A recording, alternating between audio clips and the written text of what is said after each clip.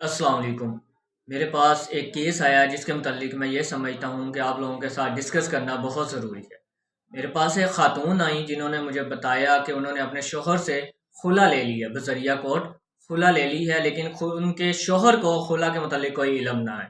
اب وہ اس کشمکش میں تھیں کہ وہ اپنی عدت کا دورانیہ کہاں گزاریں، کیونکہ وہ اپنے اگر ماں باپ کے گھر جاتی ہیں تو انہیں بھی بتانا پڑے گا کہ عدت خلا لے لیا اور عدت گزارنے آئی ہوں، جبکہ وہ ایک تھرڈ پرسن کے ساتھ نکاح کرنا چاہتی ہیں۔ اور ان کا یہ تھا کہ وہ پچھلے 10 دن سے خلا کے بعد اپنے شوہر کے گھر میں ہی رہائش پذیر ہے، وہیں پہ اپنی عدت کا دورانیہ مکمل کر رہی ہیں۔ اس کے اندر جو سمجھنے والی بات یہ ہے کہ جو خلا ہے نا، جو کورٹ سے اب خلا لیتی ہیں عورتیں، وہ سنگل ڈیورس کنسیڈر ہوتی ہے۔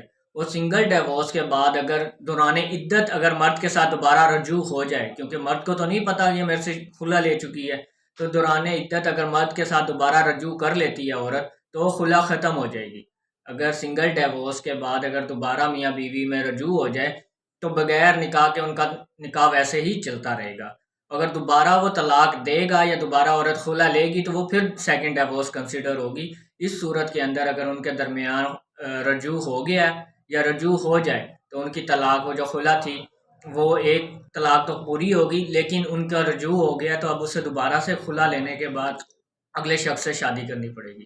تو مین بات یہ ہے، اس کے اندر سمجھنے والی بات یہ ہے کہ جب عورت اپنے شوہر سے خلا لے لے، اسے بے شک اس چیز کا علم نہیں ہوا، ٹھیک ہے، آپ نے جیسے بھی عملے کے ساتھ مل کے ساز باز ہو کر نوٹس نہیں پہنچائے، لیکن خلا لے لی، ڈگری لے لی، تو اس کا جلد از جلد اس کی یہ چیز نوٹس میں لائی جائے، اس کو اس چیز کے بارے میں بتایا جائے۔